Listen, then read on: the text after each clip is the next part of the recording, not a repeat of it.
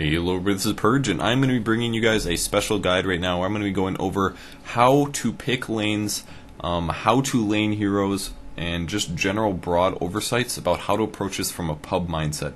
Once again, guys, I am not a professional level player. Anybody that thinks that is incorrect. I could compete in low level pro games, maybe. As a crappy support hero or something like that, but I am not a pro level player, so please remember just very quickly that my basics about Dota are accurate, but my broad overviews into professional level laning is not something that I'm going to go over here. I will not go over drafting, basically. I'm going to talk about pub lanes and how to appropriately affect the game that way. So, first things first, I need to pick up a hero. Who do I get? It's going to be a Razor.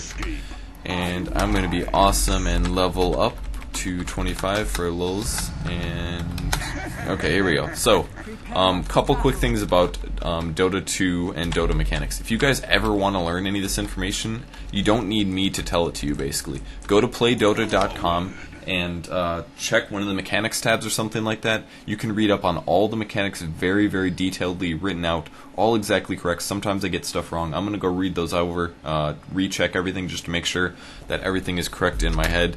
And this is basically just going to be done. All right, I'm just giving you guys encouragement, basically. Don't be afraid to do it. Oops, I have to do this too. Now my enemies pay. Okay, good. Alright, I can still blink.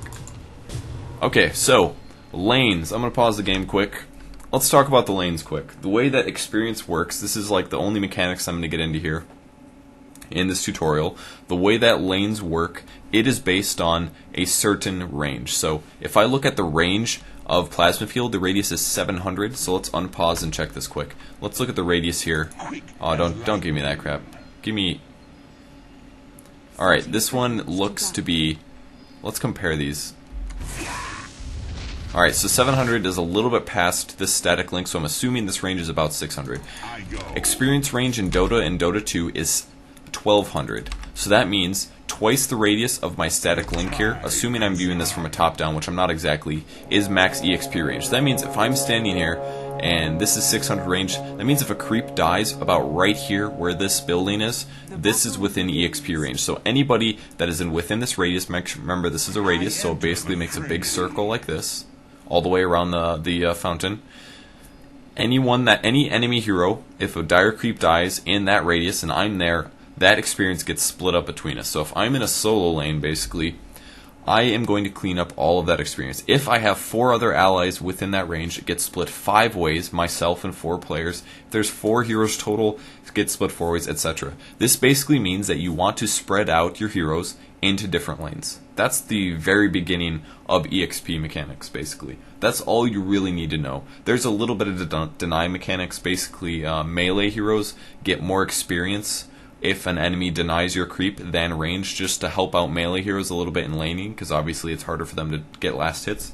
But that's not important. What is important is the fact that experience gets split evenly depending on all heroes who are within that radius, 1200. So, to start things off, I'm going to look at some of the lanes quick. There are 3 lanes in Dota on each team. I don't believe I can uncook the map or whatever, or take off the fog of war, but it's not too important. So let's look at our lanes quick. 3 lanes each. There's a top lane, a mid lane, and a bot lane. This does depend on which side you're on. If I'm the dire team, this is bot lane.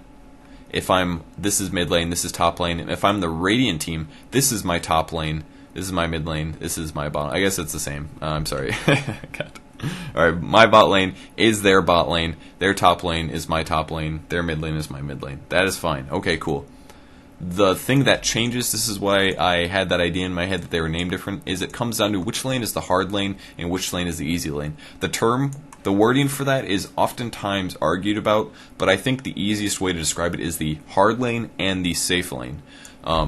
This lane on top for the Radiant is the hard lane. The Dire team's top lane is the safe lane. Dire team bot lane is the hard lane. Radiant team bot lane is the safe lane. The reason that it is safe is because the distance, you basically look at it this way. This is how it used to be generally described as, but I think this way is more confusing. This is the Radiant long lane. I'm pretty sure that is the wording for it. It's kind of confusing, but basically the distance from here, this tower, to the tier 2 tower is actually very, very long here. This is basically, I mean, look at the map alone. This giant length, let's see if I can draw on the map. So this length right here, that is a very long distance compared to the other lane, which is this. That length is not the same. Therefore, the bot lane is the long lane, the top lane is the short lane. But we'll just ignore that. That just comes down to old lingo that I think should be replaced. This is the hard lane. The reason for that is, basically, let's look at the extremes of each tower. If a creep wave is pushing and it is attacking this tower, the creeps are here, right? If a Radiant hero is at the confines of that tower, it is very safe for them. They want the lane to be pushed against this tower. Normally, this tower here. Normally, it wouldn't matter a whole lot because of the fact that it's hard for each party to push or retract their lane. You can't really stop a push very well once it starts, basically. Because of that, basically, the lanes, the longer lanes that have jungling access can control whether or not their creep wave pushes or not. The reason that way that they do this is by pulling creeps. So what you do is you take these neutral creeps, you pull them down here, the creep wave aggroes and then runs into the jungle, and then while the creep wave is in here slapping on neutrals together, their dire creep wave all of a sudden says, hey, where's that creep wave that's supposed to be here?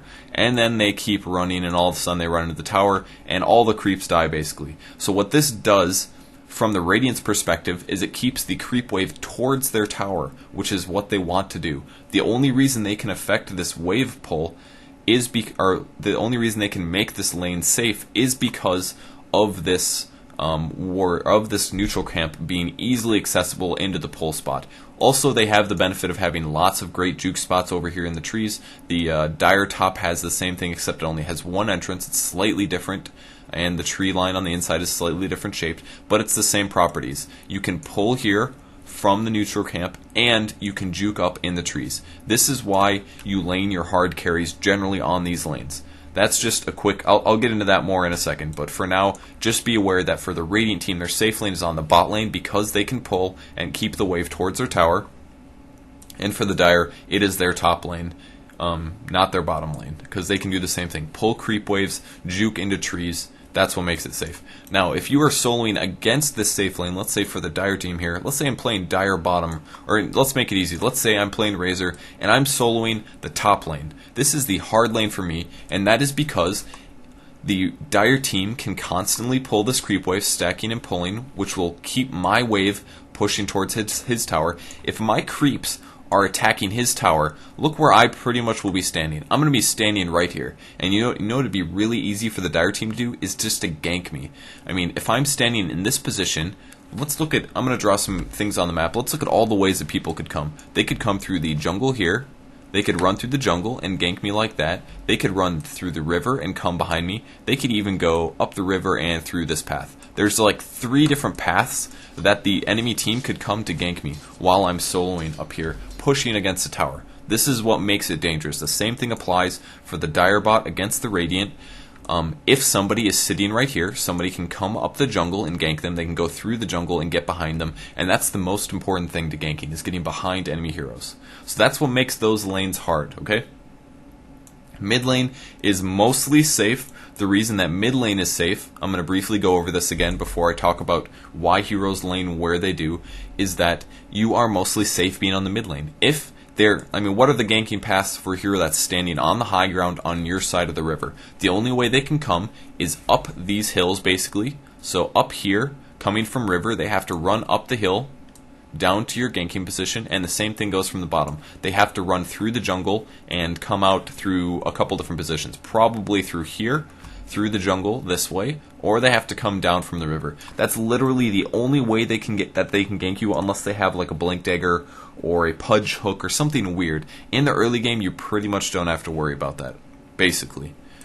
So what towers basically do in the early game is pretty much confine your enemy's movements. If all of your towers are up, especially if the mid tower is up, it's very unlikely that an enemy team is going to get behind you, assuming that they aren't strong enough to tank towers yet. They're basically not going to be able to get behind you. So this means that you're going to be safe standing on your side of the river. It gets scarier when you go on their side, so once again, if the creep wave is pushed, towards the dire tower, let's say the creep wave is right here, the tower's not attacking the creeps, and for me to last hit, I have to stand in the bottom of the river, or I have to stand on the high ground of the river. This creates more paths for people to gank me. They can run up the river, they can run up the, they can run on the other side of the river and once again use those same ganking paths, and all of a sudden there's twice as many paths that they could take. It's easier for them to get behind you. But that's still very important. Even still, the mid lane is pretty defensible because of that fact that paths are very limited, and you can easily cover these with an observer ward. So for example, if I place a ward right here, it's going to cover this rune spot on the high ground. It's going to cover this rune spot, no problem, and it's also going to give vision of basically this entire area. So anybody ganking from the top lane, from the river, is probably going to see me coming. Same thing goes to the bottom. You can place runes or wards right here, and that's going to do the same thing. Just give vision across the river and just kind of cover the general area of anybody coming to gank me. So that's why mid is pretty strong. There's a couple other things. The fact that when you're attacking uphill, you have a 30... Oh, God. I am forgetting. I'm going to have to look this up because I don't want to misspeak here. Let's see if I have any fancy... God, I can't remember if it's 25% or 33%. I can't believe I forget this. I know it's in my guide. I think it's going to take me a little bit too long to look it up, so I'm just going to ignore it. But basically, you get a chance to miss if you're attacking uphill, which makes a big difference, especially if you're a melee hero. If you're a melee hero versus a ranged hero, all of a sudden last hitting becomes much easier, because if they are downhill, you're uphill, you're taking 25% less damage, or 33, can't remember which, sorry, my bad guys.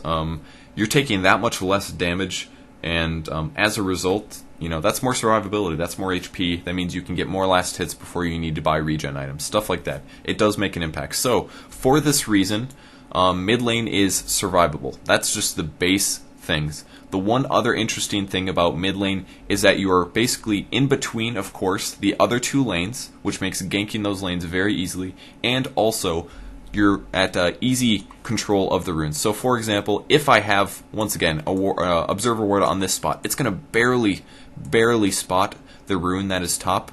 So if a rune spawns there and I'm sitting at the mid and it pops 6 minutes and I have a ward up, I'm going to be like, okay, let's find out where the rune is. And I can immediately look top and say, okay, rune is not top, that means rune is definitely bottom. So then you can make the decision to only walk bottom. You don't waste any time. You're pretty safe doing it. Just take the easy path, and all of a sudden you can bottle that up using a bottle and get the added benefit of having a double damage haste, not to mention refilling your bottle. This gives you lane control basically. And then you can use that to either gank or go back to your lane and just continue or possibly dominate your lane using that rune.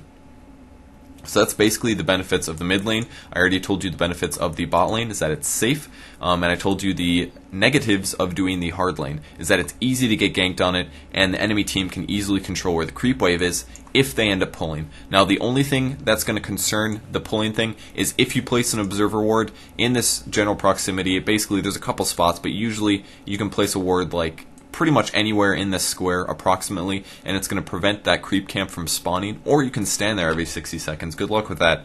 But if you place a ward there, it prevents that creep camp from spawning, and then the enemy team is not allowed to pull constantly unless they de-ward your observer ward with a sentry ward, which is done on a professional level sometimes. It's not unusual. And if that's the case, then it's harder for them to control the lane, and it's a little bit safer for you to keep your creep wave somewhere about here. This would be a very safe place for you to lane as a ranged hero on the top lane. Okay, so that's pretty much everything you need to know about lane basics.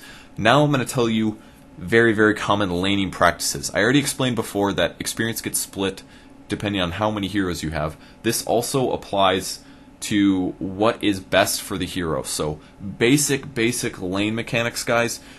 There's only 4 creeps in every wave until catapults come and more creeps eventually come. This does get added on as the game goes on. Creep waves get bigger.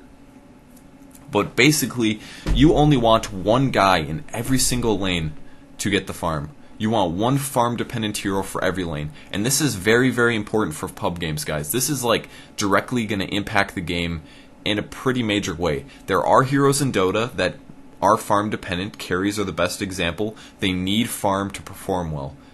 If you lane multiple farm-dependent heroes in the same lane, all of a sudden what you cause is a farm-dependent hero to have half as much farm as he probably should, assuming you guys get all the 4 last hits. This is also a problem for the fact that if you have 2 guys on the same team, farm-dependent heroes, fighting over last hits, this is no different than fighting with an enemy for every single one of your last hits. Every single one, and that's really important.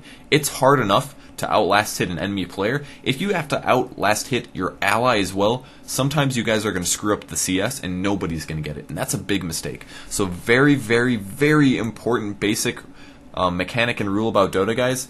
Do not lane multiple farm dependent heroes in the same lane if possible. Sometimes there's nothing you can do about it in a pub game, but if you're trying to play serious at all, make sure that you fill in your team based on what works out. So speaking of what works out, these are the general lane synopses. These are the easiest way to do it. In a general pub game, almost always you will see 2 heroes go top, 1 hero go mid, and 2 heroes going bottom. The reason why the 1 mid is popular is basically, like I said before, that is going to be a hero who wants to be level dependent, farm dependent at least a little bit, and is good at ganking, preferably. You don't want to lane a hero mid that is just like a hard carry because you want him to farm.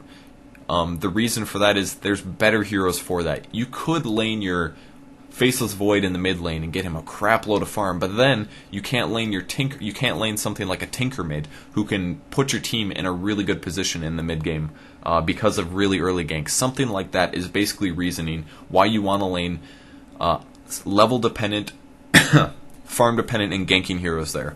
So heroes like Tinker are really good. Night Stalker is good on the mid lane. Beastmaster is very good. You get a little bit of farm. You get a lot of solo EXP, which means you level faster than everybody else.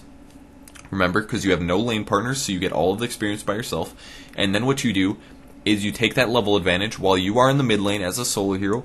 All of a sudden, you're going to be level 6 or level 7, as all the heroes on the side lanes are about level 4. That means if you gank them, let's say I have 2 heroes laning top, I have myself mid as a Tinker, I'm level 6 or level 7, I find a double damage rune on the top lane, I'm like, I want to kill top. I go top, and all of a sudden, it's 2 low-level heroes, 2 level 4 heroes, 2 level 4 heroes, and all of a sudden I roll in as a level 6 or something like that. That's a 3v2 situation. I have a level advantage already, and if your positioning is good, you have a very good chance of getting kills. This is why you do solo laners on the mid lane, because you can gank those side lanes and really, really help out your team. If you get a double kill or something like that, your allies all of a sudden level up. They get more lane control by leveling up. The enemies leave the lane for a while, and you get gold from it, so that means you're going to have slightly better items. 2-1-2 lane, that is what I just basically described. 2 heroes on the top, 1 hero in the middle, 2 on the bottom. It's a very, very standard pub gameplay strategy. Once again, the most important thing about that, 2 farm-dependent heroes on the top lane. Only 1 farm-dependent hero per lane, 1 hero that farms, 1 hero that's a support, 1 hero in the mid lane, preferably a ganker or a level-dependent hero, and a 1 farming hero on the bottom with a support. This is the important things to do in terms of basic laning strategies. Now, a couple words there. Support heroes who are farm independent, and the same goes for farm dependent heroes. You basically just have to know what kind of heroes they are. There are some heroes that you can play as both. For example, you can lane a Lion solo mid, fine, give him farm, and impact the game greatly. You can also play a Lion as a support hero. It's not necessarily as good as somebody like a Vengeful Spirit or a Crystal Maiden, but it does end up working out if you play correctly. So basically you just have to know what the heroes are. So an example of this that I've had in a previous video, I don't remember which game I was playing, but I basically said that my lane opponents had shit lanes, and what I meant was we had a Doombringer laning with another farm dependent hero. Now Doombringer as a hero almost always, basically he needs a level advantage over enemy opponents, and he needs farm. So Doom almost always solos a lane. That's how he's played correctly. In a pub game, this happens very often. People will pick Doombringer and they're going to be like, cool man, I'm playing Doombringer, time to play Doombringer. And then they put him in a dual lane with a Faceless Void, and they're fighting them for CS. This is a bad thing. This is something that, hypothetically, at low-skilled games, it doesn't really matter. But if you guys really want to play better, the best thing to do is read your hero's guide, learn how to play them correctly, whether that's farm-dependent or farm-independent, find out what kind of lane you want to put them in, and then play them as such. So that's just a really quick, brief point that's really important. Learn how to play your heroes. Don't play solo heroes in a dual lane if they suck at dual lane. Doom is probably the best example of that.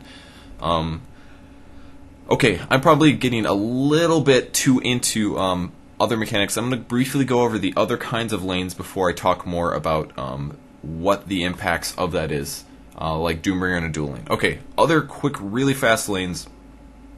2-1-2 I talked about. There's also a 2-1-1-1, which is basically 2 heroes top, 1 hero mid, 1 hero in the jungle, heroes like Enigma, Nature's Prophet, and 1 hero bottom. This works out nice. Anybody that would have soloed mid that isn't going to get it can then solo bottom, which is pretty safe, and that works out. They don't end up getting as much rune control, which can be an issue depending on the hero, but sometimes it's nice to be able to put a hero bottom who can just solo farm, get experience, get gold, and not have to worry about ganking too much. That's pretty cool stuff, if you can do that. So that's what the nice thing basically happens is you end up getting 2 solo heroes, which means you get more experience, and you have a guy in the jungle who's hypothetically getting pretty good experience as well by himself. So basically, you can accelerate your experience this way. The downside is you don't have as much lane control, you don't have as much ganking going on usually, and it's harder for your team to roam. That's the difference between that strategy. The final 2 basically are a tri-lane strategy where you solo 1 top, you solo 1 mid, and then you have a tri-lane bottom, or you go 3 top, 1 mid, 1 bottom. Those are basically your options for that lane. Basically, I can talk about tri-lane dynamics a little bit later when I talk about lane aspects of the heroes that you pick, but that's also another option. Still, even though you have 3 heroes in 1 lane, 1 of them gets farm. Just 1. Not 3. Not 2, 1 guy gets farm there, which means the other 2 are getting limited experience and they're getting not very much gold. So it definitely depends on the lanes. And the final strategy that I've seen before a couple times, I guess there's technically 2. The other one would be solo top, solo mid, solo bottom, and then you have somebody in the jungle, and then you put another support hero there who auto attacks to help out. So like an Enchantress or a Chen would create summons to tank, and the Vengeful Spear would also help auto attack just to basically get EXP slowly. Doesn't necessarily want to take CS from the Chen, but then eventually can gank. And the same thing goes with roaming. You can solo guy top, you can solo guy mid, and solo guy bottom, and they just have 2 heroes that constantly roam the entire game. They literally don't spend any time in the jungle. It's not very common, but it does happen. Alright, so that's all the lanes. Now let's talk about some hero generalizations about laning and how to lane properly. When you are a solo hero, it's not as important to be able to, let's say, kill your opponent. It depends on the hero, but for example, a hero like Doombringer, he doesn't really have a lot of ways to kill the opponent if he really wants to do so. He has a window when the hero hits 5, because then his level death does a lot of damage, but other than that, let's say a Vengeful Spirit ganks a Doombringer lane, where Doombringer's soloing. Let's say Doombringer's soloing on the bottom, Vengeful Spirit comes around to gank, and it's against somebody like a Tidehunter or something, who has pretty good HP. What is Doombringer going to be able to do in this situation? Virtually nothing is the answer. He can cast a level death at level 2 or something. Doesn't do anything though. He can do a Scorched Earth and auto attack like 3 times on a Tidehunter, but is that really contributing a whole lot to the lane? The answer is no. So heroes like Doombringer basically are going to sit in their lane and farm, and that's their entire purpose. And if somebody comes to gank, they're not going to be able to contribute a lot. This basic property of lane contribution greatly affects the metagame, basically. That is essentially what controls whether or not heroes are popular enough, or popular or not, is if they fit into, if they can contribute to a lane. That makes a lot of difference. If you can't contribute to a lane, you need to be able to jungle and possibly gank, but it kind of depends on the hero. So that's something very important to look at in terms of ganking, but I don't really need to talk about ganking for now. Okay, so preferably the heroes that you play, you want to have some kind of contribution to a lane. What I meant by contribution is a stun, a slow, or a nuke. Those are your options. Almost every single hero played on a professional level has at least some kind of disable. Some slow, some stun, something like that, or a nuke. Most of them have stuns, or some kind of minus movement speed. Crystal Maiden has a slow, an AoE slow, and she has an immobilize with Frostbite. Vengeful Spirit has a stun. Tide has a slow that lowers armor. You know, these are the kind of heroes that are really good at ganking. The ones that can stun. And this provides lane contribution. If you have a stun, you are so much more viable than somebody who does not. And this basically what makes a lane good or not. If you're fighting a Tidehunter Doombringer lane, who gives a shit? You can lane a solo hero, it doesn't matter, you're not going to die. You're basically fighting a solo Tidehunter until Doom hits level 6. Compare that to fighting a Sand King and a Lina. That is a disgustingly powerful dual lane combo that has been around forever. Or even like, SK Lina is probably one of the most dangerous dual lanes, but think about it. SK does a stun, he's a melee hero, he burrow strikes, which positions him close to you, burrow strikes through, stuns you, and then after his stun is up, Lina stuns. During this entire period, Lina's thrown 2 or 3 attacks, and then after SK stuns, he attacks you a few times. So basically they're chain stunning you for approximately 3 entire seconds here, and they're auto-attacking you the whole time. That is a really dangerous lane. Both of those heroes contribute by both having stuns. SK stuns, then Lina stuns, and then you are like, am I going to die? That's what you look at. And then Lina can throw Dragon Slave to get a little burst damage and maybe pick you off. Most lanes are going to have trouble with this, basically. Especially solo heroes. Solo heroes are going to not have a good time with this. And that's because that lane has a lot of lane contribution that then gives them lane control. They can basically kill you, and then they have a level advantage, they have a gold advantage, and they can keep doing this over and over again if you play improperly. The most important part is just not die the first time. Really, that's once the ball gets rolling, sometimes it's hard to stop. That is a really good dual lane, basically. Let's say a really good solo lane quick. Doombringer, like I said, can solo. He doesn't have a lot of lane contribution, so we're going to ignore him. He is a hero that probably wants to solo the bot lane by himself. He doesn't necessarily want to try to get ganks off. He just wants to farm, get experience. That's pretty much it. A hero in the mid lane like Tinker is going to be able to solo kill first of all because he has solo killing abilities. He has laser and he has missile. If a Vengeful Spirit comes and ganks, you're damn right he's going to be doing a lot of nuke damage as that guy gets stunned. And that gives you solo lane contribution. So Tinker can hypothetically outlane somebody else just by being strong in the mid lane. Tinker is a good example, Lion is a good example, Viper is a good example of solo heroes who can be very strong and can kill and shut down other heroes. Like a Viper versus a Doombringer. Yeah, Doombringer's going to have a really tough time winning that lane. Okay, so that's solo heroes. They can gank. They can have other people come to their lane and gank and contribute. That's important. That's something that is very, very nice to have. Alright, tri-lanes is the only other weird one probably that I should talk about. A tri-lane is a very, very weird thing. Once again, it only has one farm-dependent hero. And that is usually going to be a hard carry. There's actually like multiple kinds of tri-lanes. The primary one is a defensive tri-lane, and there's also aggressive tri-lanes. My favorite defensive tri-lane example is a Morphling, who is a hard carry. Morphling, a Earthshaker, and a Crystal Maiden. The lane is lacking ranged heroes just a little bit. Morphling has a medium range attack, I believe 350. Crystal Maiden is about 600, I think. And Earthshaker is, of course, melee. So that is a defensive tri-lane because Crystal Maiden has nukes, which can disable. Earthshaker has a very long-range AoE stun in a line, which can be very good for stopping chain stuns.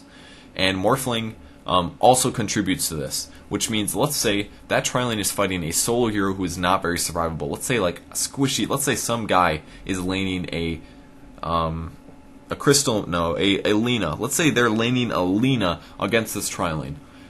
The reason that the tri-lane is effective, despite the fact that it's technically defensive, is that Morphling has a damage nuke, which he can use to also position to do extra damage. Crystal Maiden has disables, and Earthshaker has a stun. So if that Lina gets out of position, Crystal Maiden can nuke, start auto-attacking, Earthshaker can then follow up stun, and Morphling can waveform through at the last second to purposely kill steal to give himself a gold and level advantage.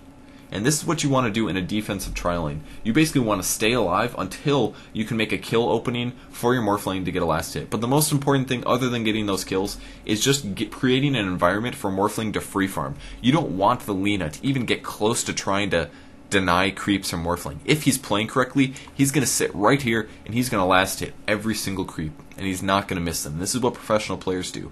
As the Lina comes up and tries to last hit, the Crystal Maiden can come out of the jungle, the Earthshaker can fissure, and they can basically just threaten the Lina with death. And this is what happens in a lot of pro-level games. People will solo a Radiant top or a Dire bottom, and they will usually go up against a hard carry. So basically what the Lina would want to do is try to slow down Morphling's farm, but generally not be very successful against it because her lane is technically bad. Lina's not going to be able to out-harass 3 heroes, especially at the early game. This is the strongest part of the tri lane. There's 3 level 1 heroes versus a single level 1 hero. That is a huge disadvantage. But if Lina continues to get EXP range the entire game, she will eventually have a big level advantage over these other guys, and then she should try to get a kill. That's basically how you lane against a dual lane or a tri lane when you're a solo hero. You wait till you have a level advantage, and then you try to get a kill. Don't try to get a kill early or get killed early, because then their tri lane is being successful. So that's a defensive tri lane, something that can keep people alive. An aggressive tri lane example is Slardar, who is a farm dependent hero. He would be getting the farm in his tri lane. I would do a Slardar, a Sven, and a Lina, something like that. A lot of stuns, a lot of chain stuns. You could also do like a Sven. No, Visage isn't the best example, and you guys probably don't know him. He's from Dota 1. Slardar and Crystal Maiden and Lina, something like that. Not the best example of an aggressive tri lane, but it works. 2 farm independent heroes. Lina can be played as low farm with Crystal Maiden, and then Slardar is going to be getting the farm. Every single 3 of those heroes have stuns, which means if one guy gets a stun off, you're going to get chain stun unless you have friends around that are going to stun you back. So that's a really aggressive tri lane. You could lane that against a defensive tri lane like a Crystal Maiden, Earthshaker, or Morphling, and more likely than not get some kills. So that's just another kind of tri lane you can do. But most importantly, guys, you have to have tri lane contributions.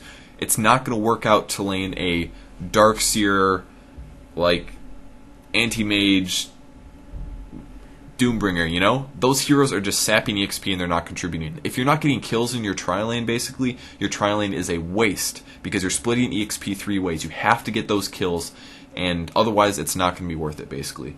Don't forget that your tri lane heroes can also just leave the lane and pull creeps if it is available. That's another important thing you can do. But make sure that you don't leave your Morphling against like a solo hero who is really strong or a dual lane who is really strong, because he will die. In those cases, you have to play. You basically have to make sure that your farmer has an environment where he can farm, and if you play appropriately, he's going to be in a really good position in the mid game. So that's tri lanes, that's solo lanes, that's dual lanes. So I talked about farm dependent heroes quick. I'm going to talk to you about best ways to apply this to pub games. Of course, most of my viewers are pub players. If you're playing captain's mode, usually you pretty much don't have to worry about this if your captain is competent, but that's what it comes down to. Do you have a competent captain or not? In most cases, though, almost everybody plays pubs, myself included. I almost never play organized captain's mode game, which is kind of sad, but in the future I plan to do it more. You are basically completely reliant on your team picking the right heroes, and this is part of your responsibility as well. I'm going to show you guys the heroes I played after I'm done talking about everything else, and you guys are going to see why the numbers are the way they are. I pick a lot of support heroes, and that's entirely because I want my team to fit better together. I mean, there's a lot of times where your team picks multiple carries, or they pick multiple farm dependent heroes and try to lane them together, and the best thing you can do in that situation is just pick a support man. Bite the bullet, get the support hero, and do your best supporting, and hopefully you can create a good farming environment for those farm dependent heroes. It doesn't always work out like that. There's a lot of variables, and it's something hard to understand. Like, I can't just give you like an easy solution, say, you know, save the game. But if people pick carries, you gotta play support, man. You gotta basically pick to adjust to what your team has already picked out. And this comes down to just knowing a lot of heroes. If I have an ally who picked a Clockwork Goblin, and then we have a Lion, and then we have like a Faceless Void and a Crystal Maiden, I'm gonna say, alright, I should pick another support hero. We already have 3, we have a good solo, we have a carry, we have farm dependent heroes. I'm gonna pick a support hero, and I'm gonna play support this game. It's very important to do that on a pub level. I don't care if you don't know how to play support. You guys need to learn how to play support and learn a couple heroes. Learn Witch Doctor, he's really easy. Learn Tidehunter, learn Crystal Maiden, learn Vengeful Spirit. Learn a good handful of support heroes. I played a lot of support in Dota 2, and this is because I hate playing with bad lanes. If you play with bad lanes against good players, you're screwed. You're completely screwed, man. This is why, like, pro teams live and die by their draft sometimes, because they get outpicked. And what that basically means is their lanes are inadequate compared to the enemy teams. Sometimes it's by very, very small margins, and that puts them in a worse position in the mid game. And if a good team plays correctly, they'll keep the advantage up, and the game will be lost because they picked badly, or because their lanes were not quite as good as they could have been. So it's very, very important. This is the most frustrating thing about playing pub games, is you're playing AP, you're playing RD. It's not balanced, basically. If you really want a balanced Dota game, you have to play Captain's Draft. And make sure your captains are good, of course, because you can't just play. I can't even imagine playing like super low skilled captains draft games. Well, I know what it's like. They ban heroes like Ricky Mario and stuff like that, which is silly, but it's a lot more fun to play when your lanes are organized and your allies pick smart, believe me. So try to do that yourself. Don't just be greedy. It's important. Okay, so that is basically how to pick who you should pick. Once again, guys, solo lanes, mid lane should be a farm-dependent hero who wants to gank and wants extra level advantage, can benefit from a level advantage. Bot lane should be a carry with a support getting no farm, doing pulling, things like that. And top lane should be preferably more survivable heroes as the Radiant, if possible, or a very strong, aggressive dual lane, like a Sand King Lina. Very, very good combo. Try it out sometime. Those are easiest ways to go, and of course you can lane somebody who's very survivable, like a Windrunner, a Puck, a Clockwork. Those are pretty much some of the best examples. Queen of Pain as well can solo the top lane moderately well against the tri lane. But in pub games, you shouldn't have to worry about this too much. Basically, don't worry about it too much, but usually 2-1-2 is the way to go in terms of lanes. So, I think that's about it. Talking about laning, you guys should have the example by now. One other quick thing, if you guys are playing sports at the start, please God buy chicken and don't be afraid to buy wards. You can look up warding guides. I might make one eventually, but I might not because there's already a lot of really good warding guides out there and I'm not very read up on it. So, learn where to ward at the start of the game. Make sure you have at least one ward checking rune spots so that you can your mid lane can get good rune control in the early game. But make sure each support should buy the chicken and the courier every game. Crystal Maiden, Vengeful Spirit. One of you buys chicken, one of you buys courier. Period. The rest of your team should not have to do that. Your solos should not have to do that. Your carries should not have to do that. Supports always buy couriers. That's very important. And please, God, just get wards up every 5 or 10 minutes. Just buy one. It's really cheap and it helps the game a lot. So, I think that's about all I can explain to you guys for laning for now. It's I might be missing something, but feel free to ask me questions. Once again, I always am happy to respond to questions on Reddit or on the YouTube comments if it's something that I didn't answer. But that's basically it. Make sure you lane properly, guys. Make sure you have a good lane and that you're playing your heroes in the ways that they work appropriately. Farm-dependent heroes get all the farm. Let them get the farm, guys. Support heroes should not be taking the farm. Don't auto-attack the lanes. Don't throw your AoE nukes. You want to keep the lanes pushed towards your towers because it's safer for you and more dangerous for the enemy team. And just let your guys go, man. Let them farm while you play a support role. It's very, very important to do this. It really helps out your game a lot. And please, God, pick your correct hero. So, we can unpause this game, and I'm going to blink like 3 times, and it's going to be awesome. Alright, and now I'm going to back out of this game, and I'm going to show you guys my win-loss here. Actually, apparently I don't have to. Alright, so here it is. Most played heroes. I have 166 wins, 138 losses. I am positive currently, which is cool. Technically positive. Doesn't make a big impact. If you're matched appropriately, you should get exactly as many wins as losses. And let's look at my most played heroes. Tidehunter, 10-6. Tidehunter is one of my favorite heroes. This is why he's at the top. But look who else I play most. Crystal Maiden and Vengeful Spirit. I don't pick these heroes because I really like playing them a crap load. Sometimes I want to play these heroes. But I haven't played Crystal Maiden 13 times just because I love Crystal Maiden. I think she's kind of a boring hero. You can do cool stuff with her. But I basically pick Crystal Maiden because I want to win games. Because I know that my team already has 4 farm-dependent heroes and we need a support hero. So I pick Crystal Maiden. And we can even look at the more tab. Some embarrassing information in here. Just wait till we find Doombringer on the list. But Tidehunter, Crystal Maiden, Vengeful Spirit, all support heroes. Enigma is a jungler. This is in case our lanes suck and I'm trying to create more farm places for people. And I just really like Enigma. Lich, also a support hero. Chen, jungler. Enchantress, jungler. Look at this. I have 3 big junglers here just because I want to create better lanes for our game. Lina is a support hero. Lion is a solo or a support. Venomancer, solo or support. I mean, these are like all support heroes basically. This is why I have a good win-loss ratio, because I know how to play the game pretty well on a pub level, and because I play support heroes. Leshrac can be played as support, but as a solo, and the rest of this is just for your own enjoyment. 3 and 5 on Nature's Prophet. Earthshaker, I'm apparently unlucky with. Windrunner, not so good win ratio. And there's another support hero, Witch Doctor, Dazzle. Dazzle really needs a solo lane, in my opinion. I should not play him until... I've been trying to get a gameplay up with him. Doombringer, here he is, 0 and 6. I've played Doombringer 6 times now, for those of you asking. I just hate playing Doombringer. He needs a solo lane, and he's pretty much just like a mega farmer, and he needs a lot of team coordination to be effective. If you Doom a guy, he doesn't have a disable. He works a lot better with organized teams, so I just don't like Doombringer very much. I'll get a video up eventually, I promise, but So far, not had good experiences with them. Puck, Ancient Apparition, and I can go down the list. I mean, I've played a lot of heroes. 6-0 with Zeus, 5-0 with Tinker. Spectre is apparently good for me in Darkseer, and all these other things that I'll slowly scroll down for. I play a lot of different heroes, and that's another thing you guys need to realize, is that when you ask me to play a new hero, and I play him, and people get mad because they don't like my skill build or something, some of it is me pulling knowledge from a really long time ago, so I'm sorry about that if I'm not necessarily playing heroes the way you all like. And here's another another hero I'm bad at, Morphling. I gotta practice his last Indian man. So yeah, a lot of heroes. I play a lot of heroes. I don't play a lot of heroes very, very heavily. Like, this is my top man. I've played 300 games, and I've only played, my most played hero is tied at 16. Like, that's kind of ridiculous if you think about it, how spread out I've been. Alright, and back to where I was.